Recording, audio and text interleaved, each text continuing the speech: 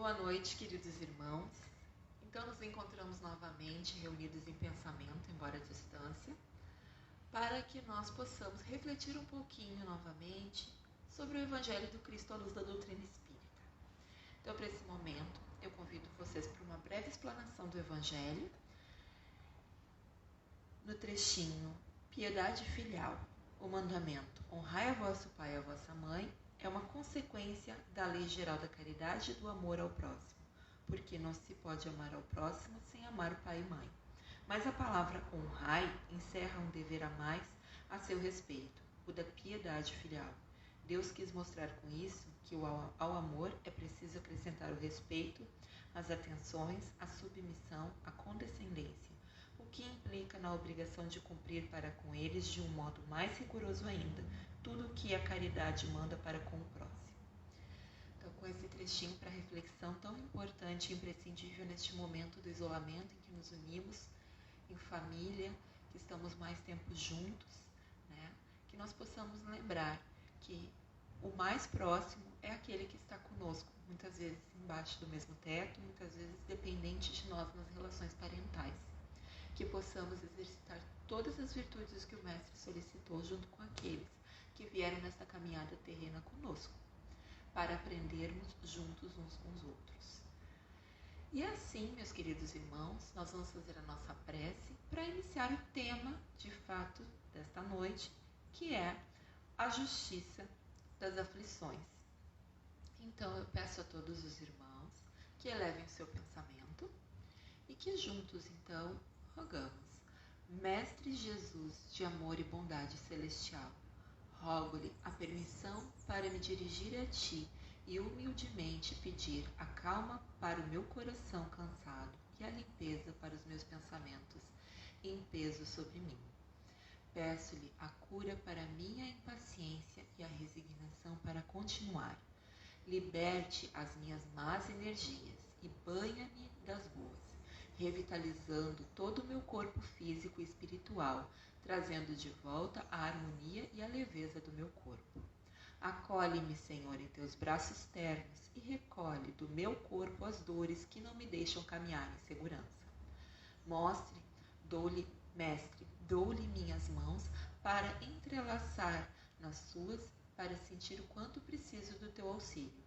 Me acalma, me guia e me sustenta aonde quer que eu vá, que assim seja. Então, com esta prece do equilíbrio, nós vamos iniciar então o tema da noite. Bom, este tema que hoje nós vamos abordar, essa explanação do Evangelho, ela encontra-se no capítulo 5, é o item 3, a justiça das aflições do Evangelho segundo o Espiritismo.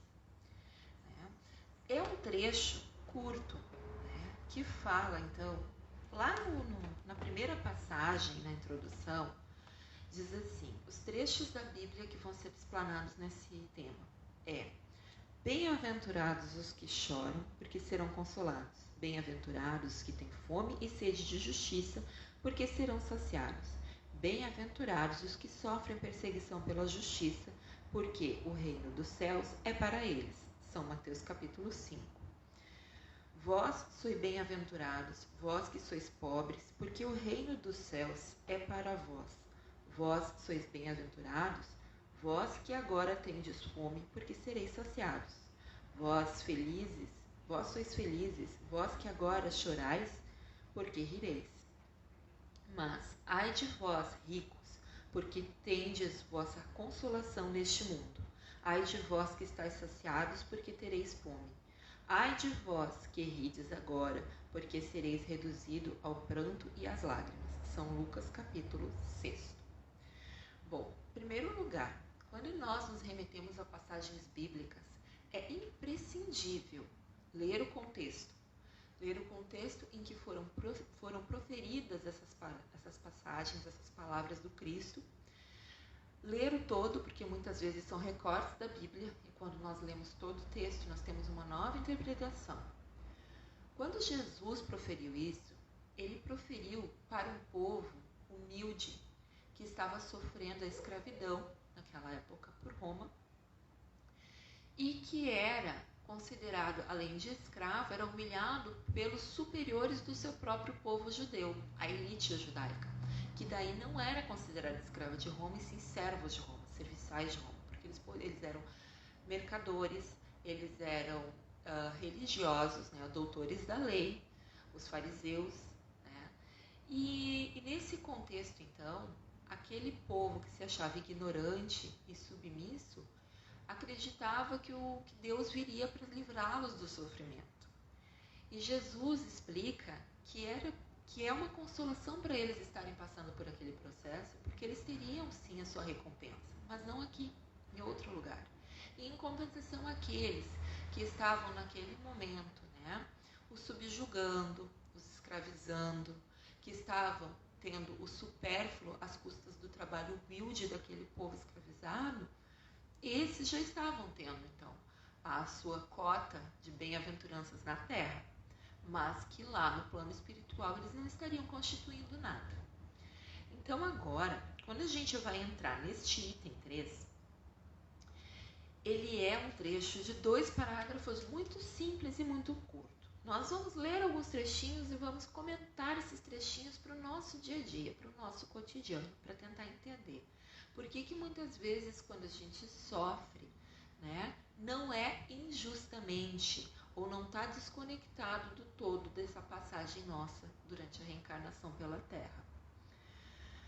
Começa assim: Justiça das aflições. As compensações que Jesus promete aos aflitos da terra não podem ocorrer senão na vida futura. Sem a certeza do futuro, essas máximas seriam um contrassenso, bem mais seriam um engodo. Mesmo com essa certeza, compreende-se dificilmente a utilidade de sofrer para ser feliz, e disse que é para ter mais mérito. Bom, aqui já tem bastante coisas dentro da doutrina espírita para a gente explanar. Bastante coisas. Que coisas são essas? Vida futura. A doutrina espírita é uma doutrina reencarnacionista que acredita que nós somos um ser trino, né? O meu corpo físico, que é esse que eu vejo, o perispírito, que é um laço semimaterial que une o meu espírito, que é o terceiro, que é a minha fonte de inteligência, né, de consciência, que então o perispírito intermedia essa relação entre a matéria do corpo físico e o meu espírito, né? Quando eu desencarno, eu deixo apenas o corpo físico, eu sigo com o meu perispírito, com o meu espírito para o plano espiritual, que é o meu plano de origem, portanto, é a minha verdadeira morada, é lá que eu resido e não aqui. Aqui eu estou numa passagem de aprendizado, sob o véu do esquecimento, para me aprimorar, né? Para me desenvolver intelectual e moralmente, principalmente. Então, quando ele fala, né, sobre as compensações que Jesus promete, se eu já não parto desse ponto de vista de entender que aqui é uma passagem, né? Aliás, a única certeza que todos os seres humanos nascem nesta vida é a morte. Tudo pode ser relativo, tudo pode mudar. Nada eu posso ter certeza absoluta, a não ser que eu vou morrer. Que eu sou um ser nesta carne finito. Ou seja, o meu corpo é perecível. Ele vai passar por um processo durante o período de validade dele, né?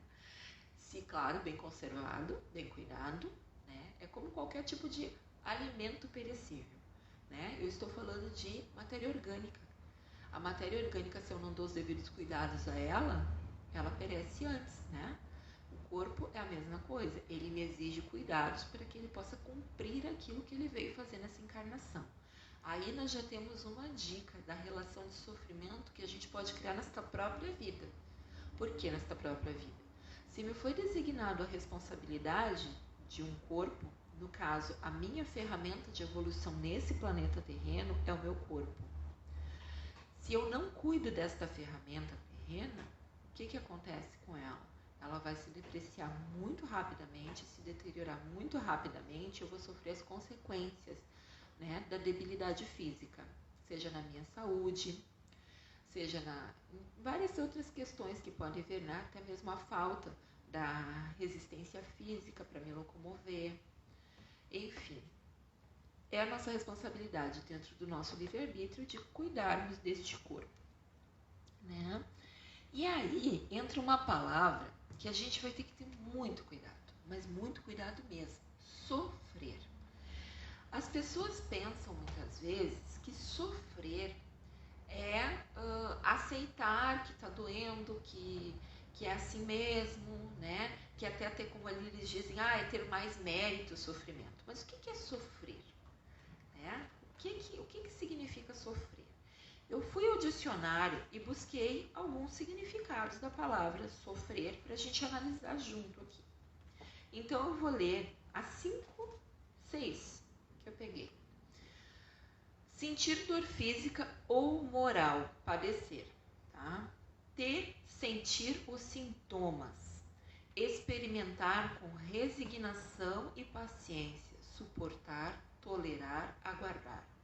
Não evitar ou criar impedimentos para admitir, aceitar, passar por, experimentar, ter danos ou prejuízos, decair, degradar, perder. Bom, dentro disto aqui do sofrer, não necessariamente a gente vai vincular o nosso sofrer material à dor. Por que não? Quando eu estou falando de sofrimento, eu estou falando de consequência. A questão de como a gente pesa o sofrimento e acha que é algo que vai nos gerar tristeza, ela é de certa forma errônea. Quando eu crio consciência, quando eu sou um espírito com E maiúsculo, né, eu ganho livre-arbítrio, que é a oportunidade de escolhas. Todas as minhas escolhas trazem consequência. Sofrer pode estar atrelado a este aqui, por exemplo, não evitar ou criar impedimentos para aceitar, admitir. Ou seja, eu tenho que admitir que o que eu estou passando, que eu estou sofrendo nesta vida, são as consequências, né, da minha caminhada. Então, toda vez que eu tomo uma ação, ela vai gerar uma reação. E essa reação eu posso sofrer consequências boas ou sofrer consequências más, né? Que me levem ao que a gente chamaria então do sofrimento com dor, o sofrimento de não aceitação. Mas, em geral, esse sofrimento de dor, e ali fala da dor moral, ele está muito vinculado com a nossa revolta, a nossa não aceitação. Então, se eu utilizo essa aceitação da consequência, sofrer as consequências dos meus atos, como uma forma de aprendizado, eu desvinculo a dor. Eu desvinculo esse padecimento. O que me traz a dor? A reclamação, a lamúria, a revolta, todos aqueles sentimentos ligados ao meu ego que me fazem, então, entrar em conflito psicológico, conflito espiritual com as minhas emoções, a não aceitação, que acabam desequilibrando, né, todo o meu corpo psicossomático, que acabam desequilibrando as minhas relações exteriores. E é justamente, e essa é a nossa função aqui de aprender a desenvolver. Essa capacidade de, através daquilo que nos é colocado, as projeções que nos são colocadas nesta vida, né? Projeções que eu digo que nos aparece, porque nem tudo que a gente vê a gente enxerga, né? A gente se relaciona com as coisas que nos acontecem, com as coisas que a gente vê, numa forma de projeção. Por exemplo, eu vou entrar num shopping e vão ter inúmeras vitrines, inúmeras. Mas se me perguntarem, Sabrina, o que tinha em cada vitrine? Eu vou dizer, não sei. Tá, mas e qual vitrine que tu viu? Eu vou dizer, lá na loja tal tem uma promoção, tal. Aquela vitrine eu vi. Os meus olhos materiais passaram por todas as vitrines.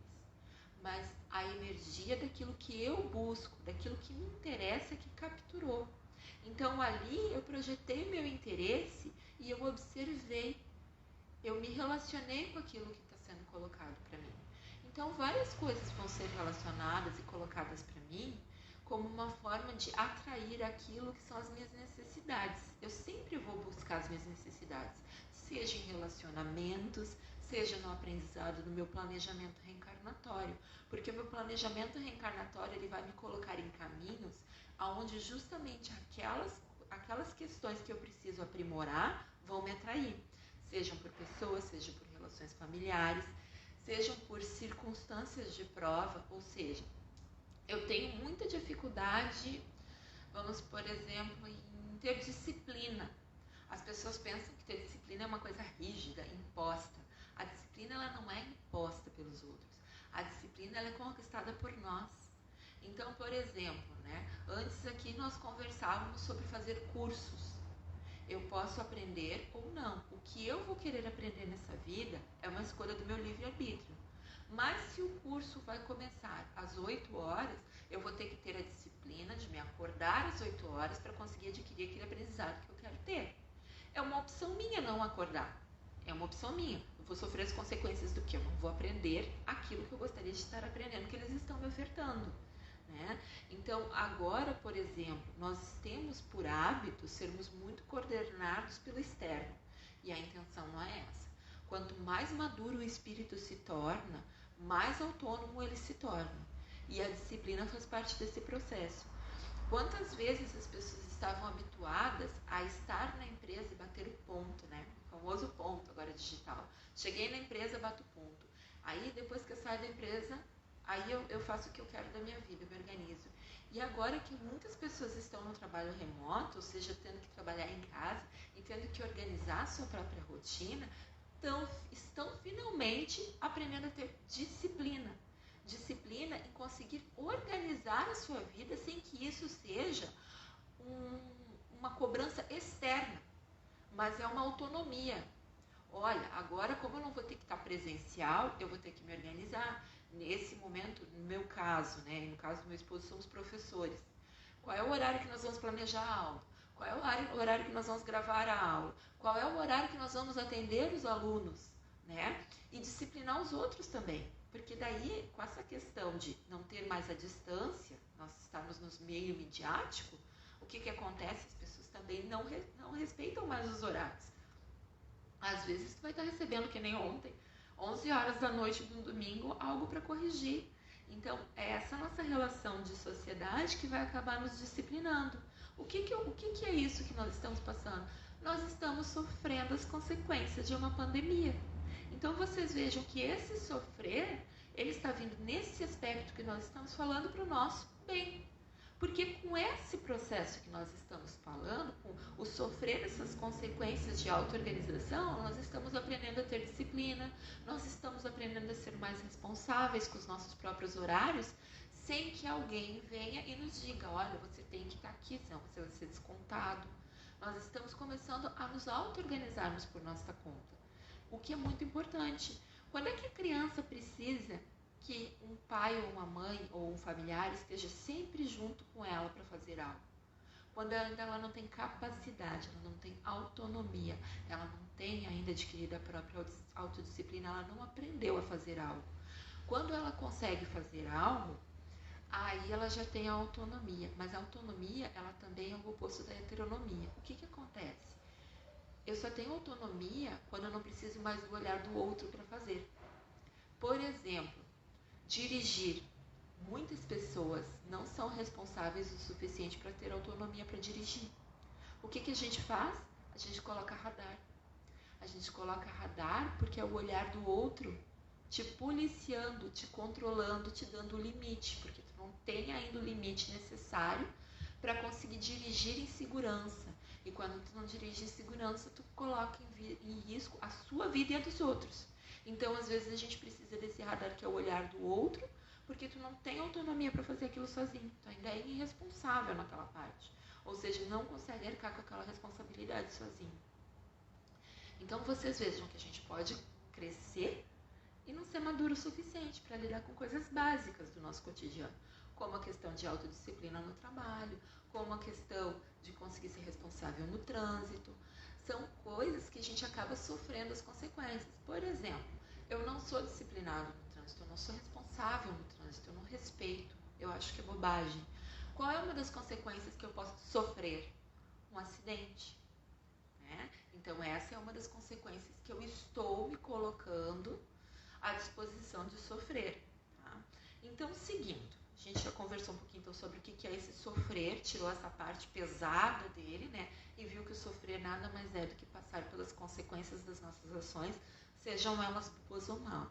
E o que vai me gerar dor, então, através desse sofrimento, é justamente a não aceitação, a revolta, a lamentação.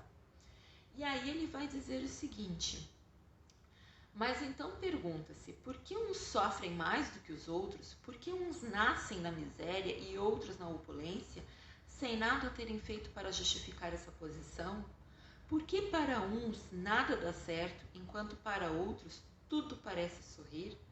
Mas o que se compreende menos ainda é ver os bens e os males tão desigualmente repartidos entre o vício e a virtude. Ver os homens virtuosos sofrerem ao lado dos maus que prosperam. A fé no futuro pode consolar e levar à paciência, mas não explica essas anomalias que parecem desmentir a justiça de Deus. Bom, aí a gente já vai entrar em outro aspecto da doutrina espírita, que está vinculado também às consequências, né? A reencarnação. Eu só vou saber se eu consigo desenvolver virtudes ou se eu consigo aplicar aquilo que eu acreditava já ter desenvolvido quando eu passar pela experiência. Nós estamos, principalmente agora, numa sobrecarga de informações, já desde o tempo que começou a internet. Eu tenho muitas informações. E a informação, ela gera opinião. A opinião é própria de cada um. Ou seja, eu escuto uma notícia, né? O meu vizinho, o meu marido escutam a mesma notícia. Cada um vai ter uma opinião diferente. Por quê? Porque o que tem dentro de mim, a forma como eu vejo o mundo, a evolução do meu espírito, a maturidade, as coisas que eu já adquiri, vão fazer com que eu receba aquilo que eu ouvi, aquela projeção externa que eu estou vendo, interpretar ela de uma maneira completamente diferente, né? Joana de Ângeles fala bastante em relação a isso nas suas obras psicológicas, de como nós vamos então interpretar isso dentro daquilo que está dentro do nosso desenvolvimento de espírito. Mas só tem uma coisa que vai fazer eu ter certeza. Eu posso ter a opinião sobre aquilo, mas o que vai fazer eu ter certeza sobre aquilo é passar por aquilo. Aí eu vou ter a experiência sobre aquilo. Então eu posso olhar o que o fulano fez, o que o ciclano fez e ter a minha opinião sobre aquilo. Julgar, né? E aí entra a questão do julgamento, que não nos é conveniente, porque todos nós temos dificuldades muito similares na Terra, mas eu vou julgar dentro das minhas experiências, né? Dentro do que eu passei. E eu só vou de fato saber como é que eu agiria se eu passar por aquilo. Então, por isso que não me cabe a questão do julgamento. E quando nós estamos falando de experiências, essas experiências que nós vamos passar, ela vem também carregada do que para a doutrina espírita é as expiações. E o que são as expiações? Nada além do que consequências daquilo que nós acabamos gerando em vidas passadas, ou, como eu disse antes, talvez nessa própria vida. Né? Quando a gente falou do cuidado com o corpo, por exemplo. Mas, em geral, muitas dessas expiações, principalmente as mais fortes, as mais difíceis, elas estão muito atreladas na minha vida passada. Porque eu não sou um espírito, por exemplo, eu não sou a Sabrina, eu estou Sabrina nessa encarnação. Eu assumi essa persona de Sabrina nessa encarnação, né, com uma estrutura familiar X ali, né, que comporta um marido, 2 filhos, tendendo a seguir uma profissão tal. Por quê? Porque ela é uma consequência que eu estou sofrendo de uma série de vidas que eu já tive de aperfeiçoamento, né? Durante toda essa trajetória de reencarnações, erraticidade. O que é erraticidade? Volto para o plano espiritual, fico um tempo lá, analiso como foi, vejo os aspectos que eu posso melhorar, vejo onde que eu tenho que me corrigir, vejo aquilo que eu deixei pendente que eu tenho que resgatar. E aí vem, junto com o auxílio da equipe espiritual, obviamente, muitas vezes só pela equipe espiritual, se nós não tivermos maturidade suficiente, um novo planejamento, onde ali os itens colocados vão ser justamente os melhores para mim. Então, nessa vida, eu vou sofrer as ações pré-estabelecidas no plano espiritual. Não que o destino seja certo. Ah, mas então não adianta eu querer mudar o meu destino. Não. Existe sim muitas opções e os caminhos que eu vou escolher podem amenizar a minha caminhada e me trazerem maior aprendizado, ou eu posso simplesmente chegar aqui com 3 questões, vim aprimorar essas 3 questões e resgatar 2, né? Saio com 6 para resgatar e não aprendi nada. Infelizmente pode acontecer, que a gente chama de espíritos endurecidos, espíritos estagnados, que vão fazendo escolhas errôneas. E aí, mas e aí eu sou soltada aqui com o véu do esquecimento e vou fazer escolhas errôneas? Não. Quantas religiões nós temos no mundo? Quantas doutrinas nós temos no mundo? Chega a ser imensurável a quantidade de religiões e de doutrinas. Para que elas servem? Porque as leis de Deus estão dentro da nossa consciência. Então nós trazemos esse gênero. Como muitas vezes nós não conseguimos expressar ela nitidamente, né? Nós nos unimos em aglomerações e formamos religiões onde a gente busca tentar trazer esse ideal de Deus, que é o nosso ideal de perfeição, que é o que a gente busca seguir. No meio disso tudo, vem os nossos amigos superiores, se encarnam na Terra, espíritos bem mais elevados do que nós aqui na órbita terrestre, e nos ensinam um caminho, nos orientam. Fora isso, nós temos os amigos mais elevados no plano espiritual que trabalham aqui 24 horas no nosso tempo aqui terreno. A gente não está desamparado em momento algum. Nós temos Jesus, quem é cristão tem Jesus por seu mestre guia, que né, para os espíritas é o maior modelo de perfeição que já esteve na Terra, é o que nós deveríamos seguir. Se nós formos para uma linha ocidental, oriental, né, aí nós vamos ter outros mestres lá, vamos ter Buda, vamos ter Gandhi, vamos ter outros que vieram, passaram, assim como para a Igreja Católica, vamos ter santos, que também foram muitos espíritos elevados. Se nós pegarmos o Velho Testamento, nós vamos ter os profetas. Veio muita gente aqui para nos auxiliar, para nos dizer que caminho seguir. E qual é a importância do vigiar e orar nessa hora? Vigiai. Bom, se eu sei que o que eu vou passar é consequência das minhas ações, que ações eu estou tomando? Que escolhas eu estou fazendo agora, nesse momento na minha vida? Eu estou parando para analisar como é que está a minha mente, eu estou deixando vir o que quiser, eu estou deixando rolar os pensamentos ali à solto, eu estou deixando os meus desejos, as minhas vontades, as minhas raivas. Como é que uma informação, uma ação de outra pessoa quando me chega, como é que eu reajo a ela? Né? Eu estou deixando assim, solto, ou eu estou vigiando? Ou eu estou assumindo a minha responsabilidade enquanto espírito do meu autoburilamento, do meu autoaperfeiçoamento? Porque uma coisa é certa, ninguém ensina nada a ninguém. A gente aceita aprender, né? A gente escolhe aprender. E geralmente tem 2 caminhos que nos levam ao aprendizado, que é a evolução. A dor e o amor. O amor é quando eu aceito aprender, né? Quando eu paro, eu me responsabilizo pelos meus atos e eu vejo o que eu estou fazendo da minha vida. Nem sempre aquilo que os outros esperam de mim é o correto. Muitas vezes eu vou ser orientado até pela própria família para um caminho que não é o correto. Mas como assim? Bom, o próprio Cristo não era acolhido pelos seus irmãos. A maioria dos santos, se nós formos estudar as histórias deles, tiveram que abandonar sua família. Por quê? Porque na nossa visão mundana ainda tem muitas distorções do nosso ego e das nossas paixões que estão desvinculadas da lei do Cristo. Quem é que eu tenho que seguir? Se eu sou cristão, se eu sigo o mestre, eu tenho que seguir as leis do Cristo. Então, se uma pessoa diz, não, tu tem que guardar, tu tem que pensar em ti, tu tem que, né, vamos dizer, o acúmulo, tu tem que acumular, tu tem que trabalhar, tu tem que ganhar um teu ganha-pão. Os outros, olha, ação e reação, se eles não fazem por ele, o problema é deles. Não é isso que o Cristo me diz.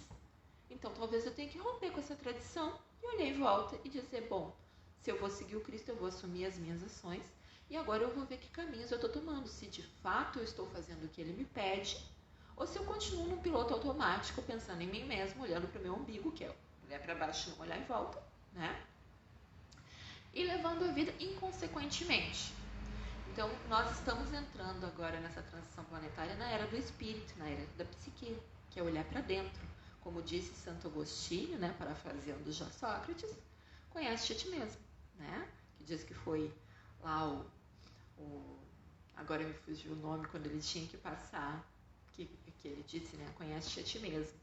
Então, conhece-te a ti mesmo, o que é? É olhar para dentro, é vigiar os seus pensamentos, é vigiar os seus atos, né? A esfinge, lembrei. Então, o que a gente deve fazer? Olhar, tá? E qual é o segundo ponto? Olhar, vigiar, né? Observar o que nós estamos fazendo em relação ao mundo, as nossas atitudes. E qual é o segundo conselho? Orar e vigiar. Então a gente está vigiando. E a oração? Para que serve a oração?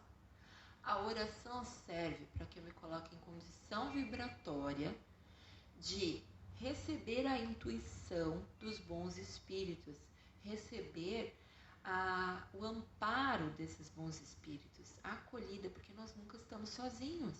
Mesmo que a gente ache que está vivendo sozinho numa casa, mesmo que a gente esteja retirado no deserto, nós estamos influenciados pelo plano espiritual, pelos espíritos.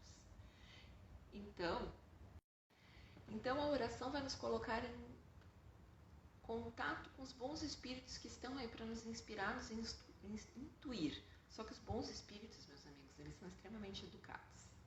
Eles não interferem sem serem solicitados.